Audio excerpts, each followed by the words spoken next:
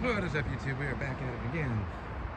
Motor's in where we left off last, so now I'm going to do the intake manifold, the valve covers, distributor, get everything in here at least in place so it's outside in the elements now. Obviously the hood's back on. Not lined up at all, but just enough to block off any excess rain and things from falling in. Rehook up all the fuel lines. I think the goal for today, because I don't have a lot of time, is to get this back together completely. I was going to try and recycle the intake manifolds after doing the engine. That is a no-go. I crushed the outer edge of them and they're all warped. I shouldn't really recycle those anyway, but now I definitely need to go through. So I got to scrape all this, try and clean up that as best as possible without making a big mess and sending a bunch of chunks of stuff into the engine bay. Get the intake back on. Valve covers I'll throw back on. I might wait to do that last. I'll put that side on, but this one I might keep open just to verify some valve timing events and then go from there.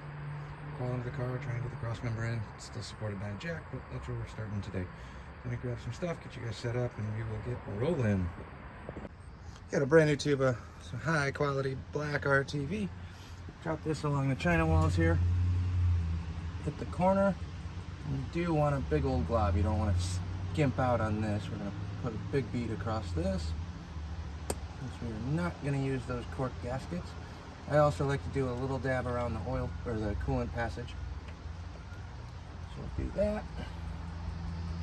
And a quick little skim coat. I'm not going crazy on the coolant passage one, just enough to give the gasket a little more protection.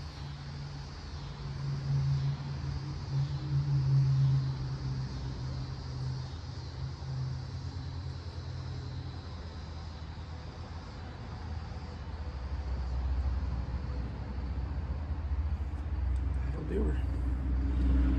Nice big old bead of silicone there. Find my gaskets real quick. It scared me for a minute. I didn't see these in the gasket set. They were hiding. So we will drop these ones back on here. They are labeled, so this one says head side. They will go around the gasket like so. Kind of grab onto the edge of that head gasket to make sure that lines up if they got tweaked at all like this one did. That little bit of RTV on the backside should ensure a pretty good seal.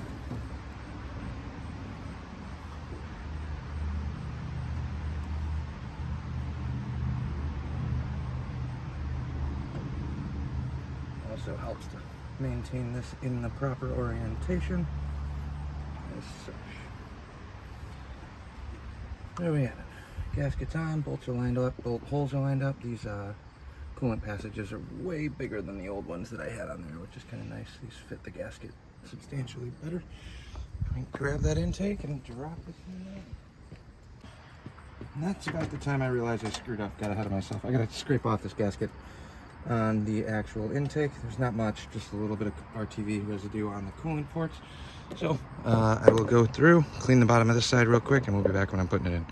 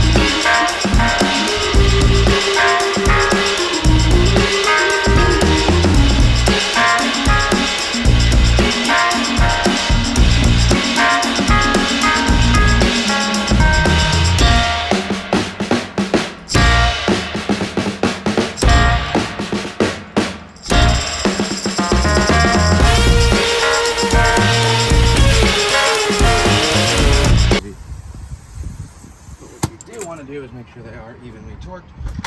So I hit it, I guarantee you this will be pretty close. Grabbing a 1/2 inch now, just running around, just making sure they're all snug in that crisscross pattern.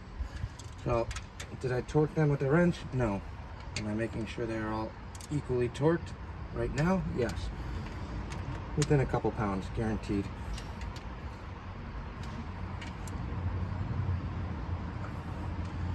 And then using the impact drill definitely speeds it up. Not recommended, but I'm putting these in. I know how much torque I'm applying to this wrench right now.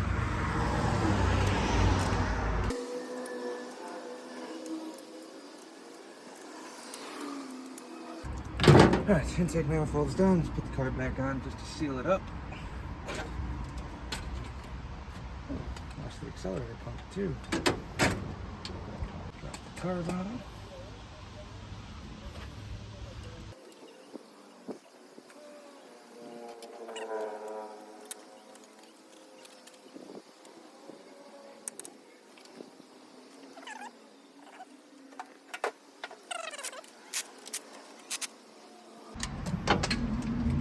To drop the socket under the car, so it's super inconvenient to pick back up. And there we have it. Still working. Re-hook up the accelerator pump on the pedal bracket. Sometimes you just got to push the rod down instead of lever. It won't give you enough leverage to get this down. Just push this down with your hand and the whole thing will come up. We grab that socket and we're back. There's your intake install. Now we're just gonna hook up the plumbing. Got the fuel lines dangling all over the place, so we'll lay all that out real quick and we grab the valve covers and we'll put those back on. Okay, so we got the motor back in, the intake manifold is on, the carburetor's hooked up, minus the fuel lines, so I'm gonna be working on those today. Crawled underneath the car, the cross member is back in. Again, that's definitely a temporary fix. It's not gonna be permanent, just enough to get it running and driving so I can get it to the shop, put it up on the lift, and then I'm going to refab up a new cross member that's actually going to run from the frame rail to the frame rail instead of down that drop down section of the frame. Looking back on here, I'm going to clean up the paint off of the thermostat because I didn't mask anything and covered that with paint.